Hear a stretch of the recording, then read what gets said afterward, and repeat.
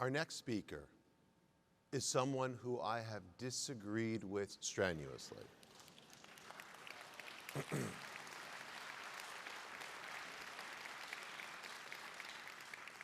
He worked for a White House that I consistently, and we at ADL, publicly criticized in the strongest terms.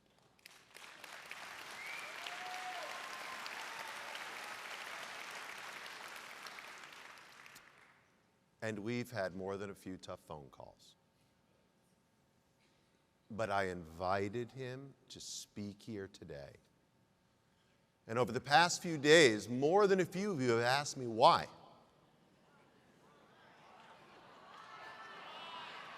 Well, I hear you. And I've heard my supporters, I've heard board members who've asked me that with a sense of exasperation and often with emotion. So let me answer the question, and I'll do it right here and now. Part of the answer is the simple fact that ADL is not a partisan organization.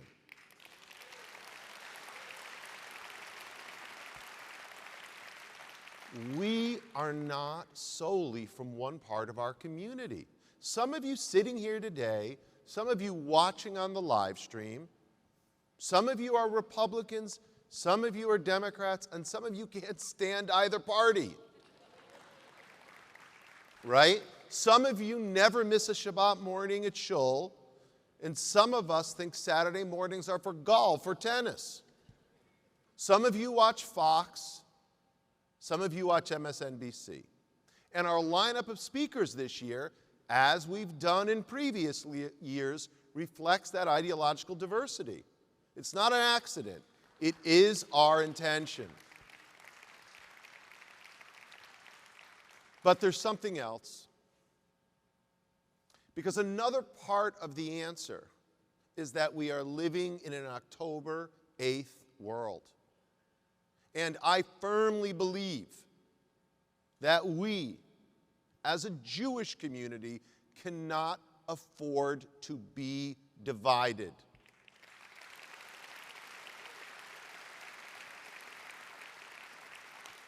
We do not have to agree on everything, but we cannot allow the partisanship and the polarization that has poisoned so much of our society. We can't allow it to do the same to us. Because like it or not, we are in this together.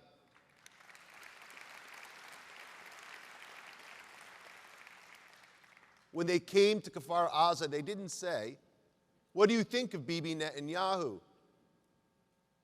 When they came to Tree of Life Synagogue, they didn't say, "What's your opinion on immigration?" And when they harass our children on college campuses, they don't ask, "What's your view on a two-state solution?" In all these places, we are attacked because we are Jews. And we need to recognize that if we believe in Am Yisrael, if we hold that value dear, we've got to be true to it.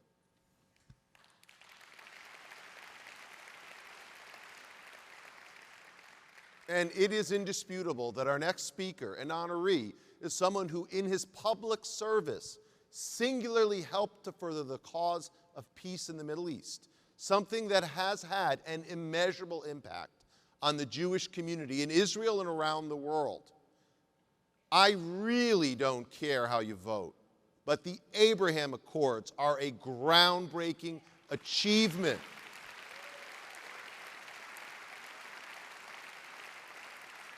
They brought normalization for the Jewish state with a number of countries around the Arab world at a scale that was once unimaginable. Not only are there now government-to-government relationships between countries like the United Arab Emirates and Bahrain, Israel, and the Sudan, but there are emerging, real people-to-people connections as well. The Abraham Accord set a precedent that, according to reports, had countries like Indonesia and the Kingdom of Saudi Arabia ready to join before 10/7. And again, according to reports, normalization is still on the table. The Abraham Accords laid out a multilateral framework for regional peace that stands out as equally important as the 1978 Camp David Accords. Since 10/7, the Accords' importance has loomed even larger. It has helped to maintain channels of dialogue between the Jewish state and an important contingent of the Arab world, despite pushback across the Middle East and even from some here at home.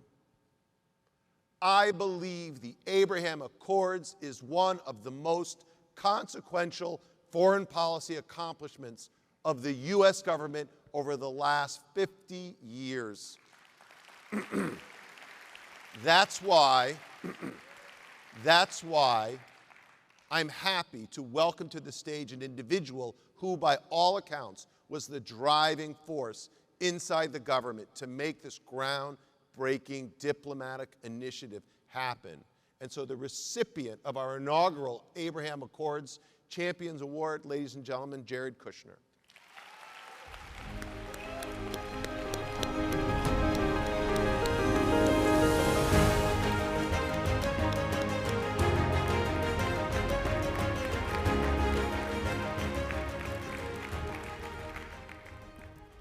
Thank you, Jonathan, for your kind words and for the opportunity to be here today to make this speech.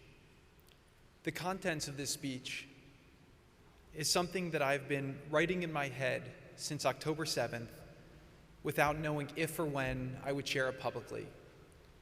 I'm probably more surprised than all of you that it's happening here at the ADL.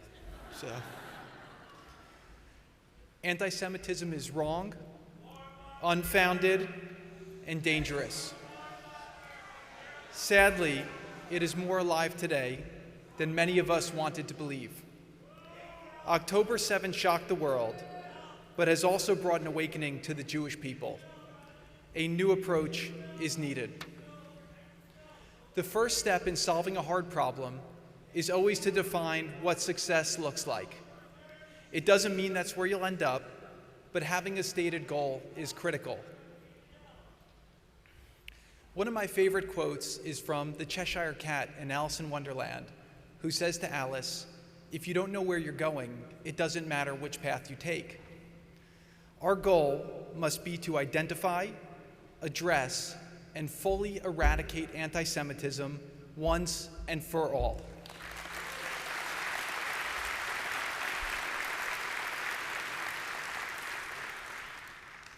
Over the past thousands of years, we have experienced a regrettable through line.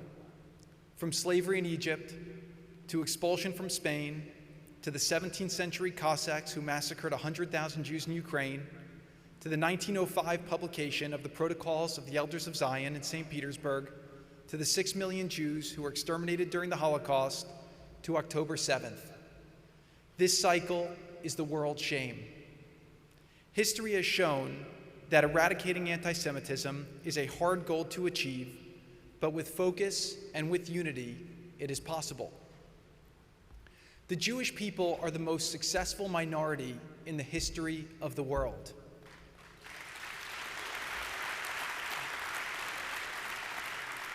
Today, we are as strong as we have ever been.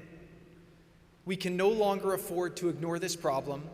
It must be addressed head-on and in new ways. Social media posts are nice, but little truly changes from complaining. This is a great example. Where many see hopeless, unsolvable challenges, my experiences make me believe that real progress can be made. This is what I felt when we pursued peace deals in the Middle East, where no one had succeeded for 30 years before, the largest trade deals in the history of the world with Mexico and Canada, which everyone doubted we could make, a bipartisan prison and criminal justice reform when everyone said the country was too divided, and the development, manufacturing, and distribution of a vaccine in under a year to help stop a global pandemic when all the experts said it couldn't be done. When a goal is important, it must be pursued with vigor. I am not scared by these aggressive marches or the vile spread of anti-Semitism on college campuses and in far too many organizations.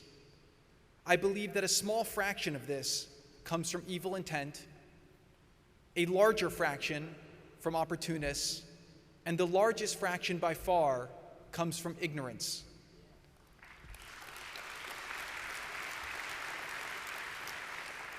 To make progress, we must engage to eliminate the evil, outmaneuver the opportunists, and educate the ignorant. To start, the Jewish people must be properly understood, not just by others, but also by ourselves. Like most religious groups, we are multicultural, multi-partisan, multi-ethnic, and multiracial. There are as many ways to be a Jew as there are Jews on earth. We all know the old joke about having 10 Jews in a room and 11 opinions. I often remind my children that when Rabbi Hillel was challenged to explain the entire Torah while standing on one foot, he replied, "Do unto others as you want others to do to you." That is the entire Torah. The rest is just commentary. Every one of us has a role to play. The Jewish record of achievement can be matched against any people who ever walked the earth. Jews make up just 0.2% of the global population, yet have won 22% of the Nobel Prizes ever awarded. From Einstein to Elie Wiesel, who survived the concentration camps to chant Eicha at a synagogue on Fifth Avenue near my own family, from Philip Roth to Bob Dylan to Leonard Cohen to Sandy Koufax to the founders of Dell Computers, Starbucks, Facebook, and Google, the world is better off because of the contributions of Jews. We have some of the best comedians, Jerry Seinfeld, Jackie Mason, Sacha Baron Cohen. We're less accomplished in basketball, but we do have Amari Stoudemire.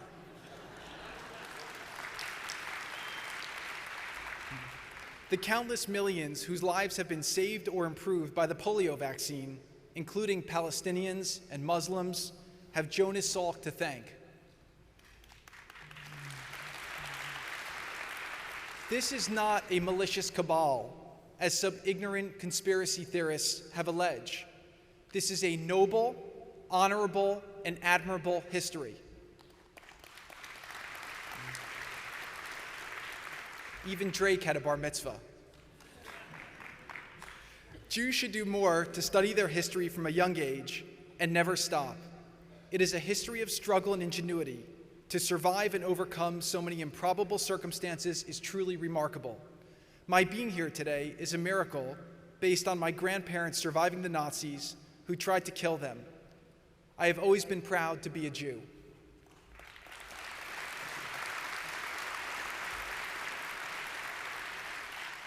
When I started my diplomacy in the Middle East, it was not lost on me that I was a Jewish American working with Muslim leaders to make breakthroughs that many members of both of our religions thought were impossible. The approach I took was different than from those before me. As we spent 3 years discussing these ideas and developing trusting friendships, what we had in common overwhelmed our differences. Instead of dwelling on the disagreements of the past, we focused on the benefits their countries would reap in the future from being together. When I met MBZ, the leader of UAE, in 2017, after 2 hours of conversation, he said to me, "Jared, I believe you're going to make peace here in the Middle East." I was surprised. I said to him, "Why are you saying that?" It was just a couple months into my effort.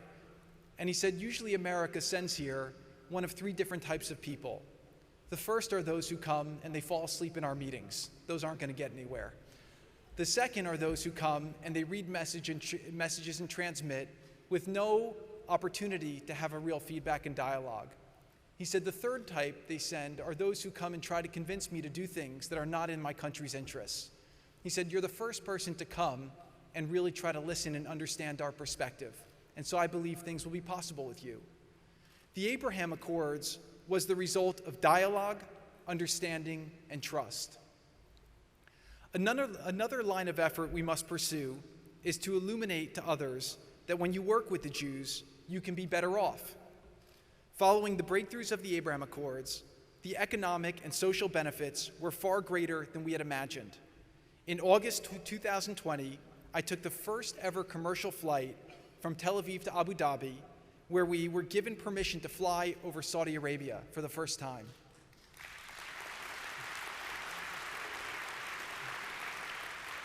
Today, there are religious, cultural, and scientific collaborations, as well as billions of dollars of business being done between these two capitals. Even with the current war, 2023 trade between Israel and the Gulf countries will exceed 2022. I was touched this past week when I was in Abu Dhabi, where I met with some of the rabbis and leaders of the Jewish community. We discussed how special they felt to be in this frontier community, and we discussed some of the restrictions that were being placed on community gatherings and how they were being done for their protection and safety. What had occurred so quickly as a coming together between Jews and Muslims in this place, we realized we had been taking for granted how unique it was and how young this new relationship is. We all committed to go back to our communities to work harder between each other and to continue to build this strength so that it will never be disrupted again. Speaking with both Jews and Muslims who are navigating the dynamics caused by the current conflict left me more positive than ever that the Abraham Accords have the foundation to prosper and expand across additional nations, including Saudi Arabia, Pakistan, Indonesia, and many, many more to come.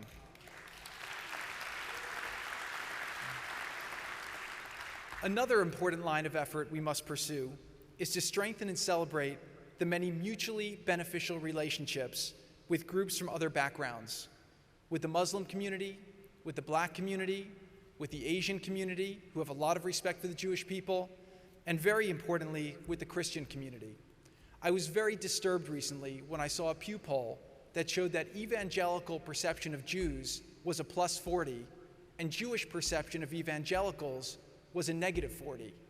I had never met an evangelical living in New Jersey and New York until I went on the 2016 campaign, and I can assure you they were much different than what I imagined.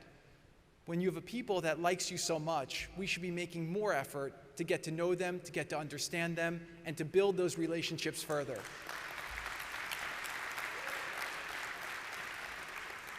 We can all do better by keeping an open mind, an open door, and an open heart.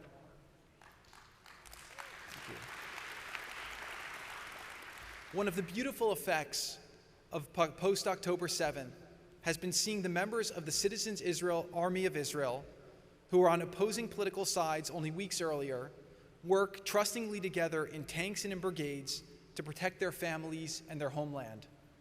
It should not take an existential threat to help us realize the appropriate weighting of political differences. Focusing on better understanding and mutually beneficial relationships is critical. The ADL has done this well over the years. They fought on the front lines of civil rights and other important battles, and Jonathan is to be commended for demanding that those groups stand up for us now in our hour of need.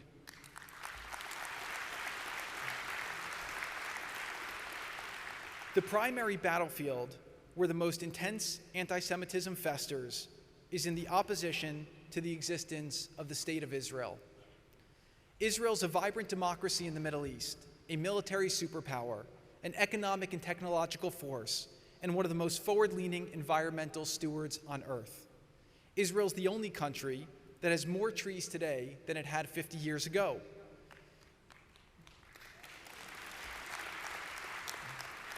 In Israel, you can practice whatever religion you want and live whatever lifestyle you choose. Shouldn't progressive social advocates be celebrating this?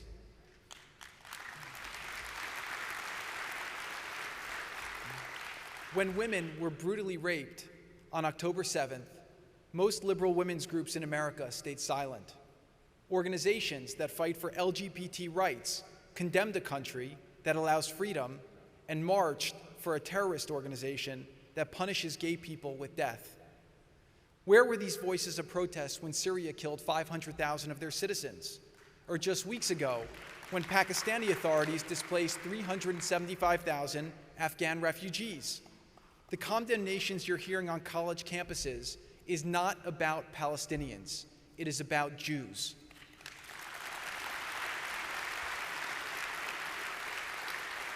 The United Nations has unfortunately become the grand cathedral of anti-Semitism. The advocates in the complex across town espouse their virtues and explain how they are sophisticated, compassionate people doing important work to make the world a better place. But numbers don't lie. There are 193 member states, and only one of them is a Jewish state. The United Nations officially condemned Israel 14 times in 2023, while the entire rest of the world combined earned only 7 rebukes.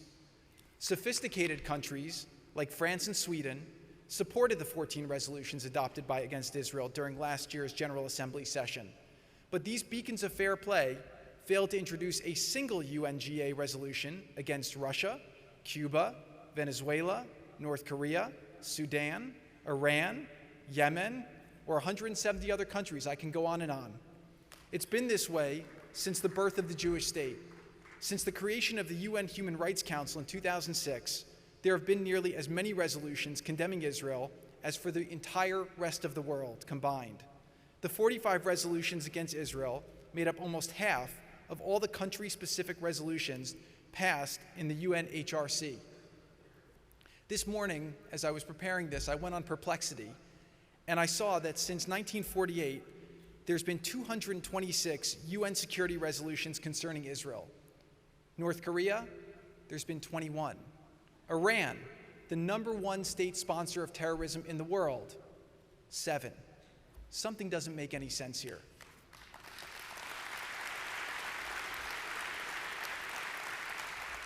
UNRWA, the organization that has received over $6 billion in funding from America alone, has now been proved to have terrorists on its payroll and militant installations integrated into and protected by its facilities. Its existence has perpetuated this problem, and it must be eliminated for progress to be made. This is a double standard. Those yelling the loudest for aggrieved minorities and for equality have been at best silent on this double standard, and at worst leading the charge in its opposition. I challenge the United Nations to take a single year off from focusing on the sole Jewish member state and instead work on some of the other vexing problems we have in the world.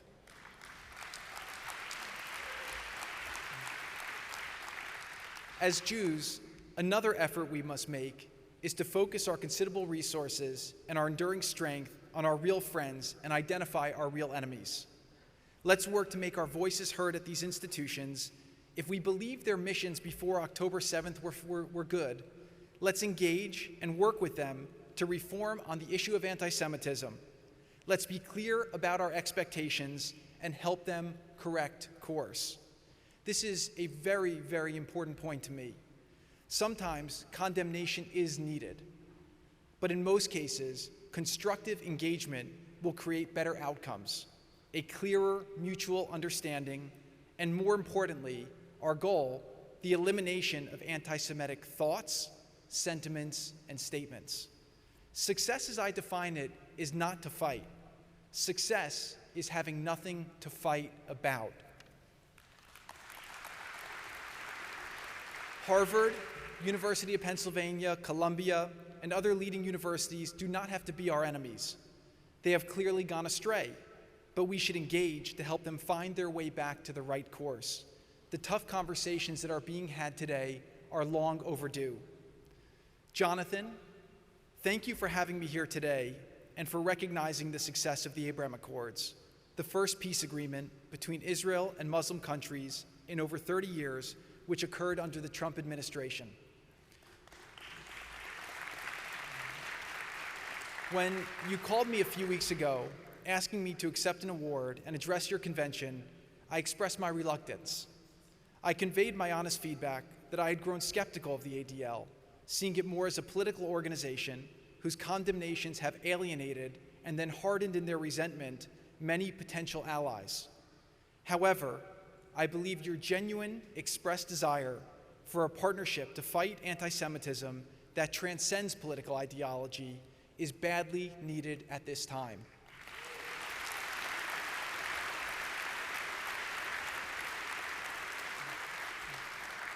After all, how can we ask others to stand with the Jewish people if we cannot stand with each other? We cannot let this be about politics. This is about the Jews.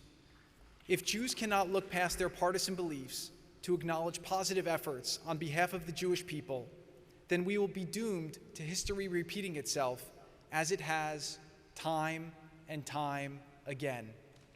On October 7th, Hamas didn't care if the Jews they were torturing, raping, and killing were liberal or conservative.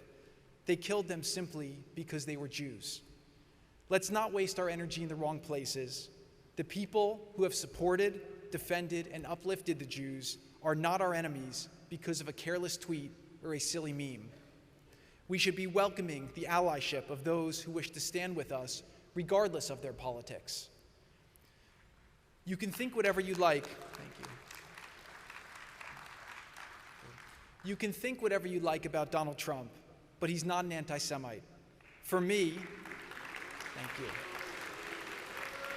For me, the condemnations by some Jewish groups of a man I know and love, who blessed my wife converting to Judaism, wore a yarmulke when he walked down the aisle at our wedding, proudly attended the Brit Milah of his grandson, of his Jewish grandson, and who has always been a strong and vocal supporter for the Jewish people in the state of Israel, was confusing. The results of his presidency speak loudly. When Donald Trump was president, Israel signed 5 peace deals with its neighbors. Iran and its proxies were suffocating under punishing sanctions. The Golan Heights was returned to Israel, and he did what previous presidents had promised but failed to do, which is he moved the American embassy to Jerusalem and finally recognized it as the capital of the Jewish state of Israel.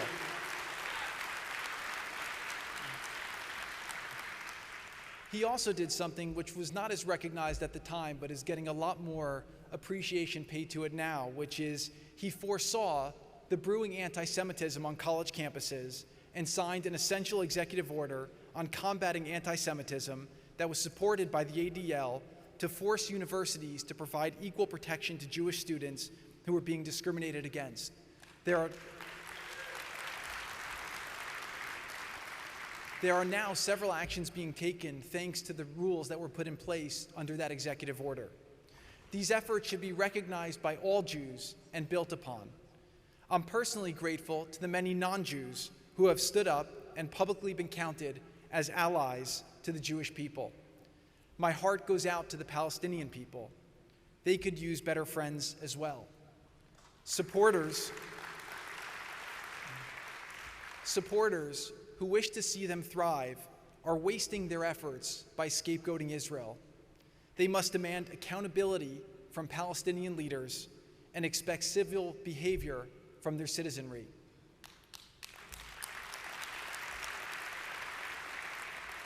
Let me close by saying that the Jewish people have more power today to bring change than most of us appreciate.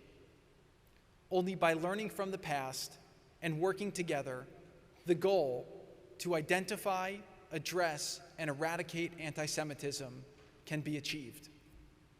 We have proven through the Abraham Accords that have held firm during the months of this bloody war in the region and through centuries of mostly peaceful coexistence through the broader Middle East that Jews and Muslims have a desire to return to the pre-World War II days of living side by side as brothers.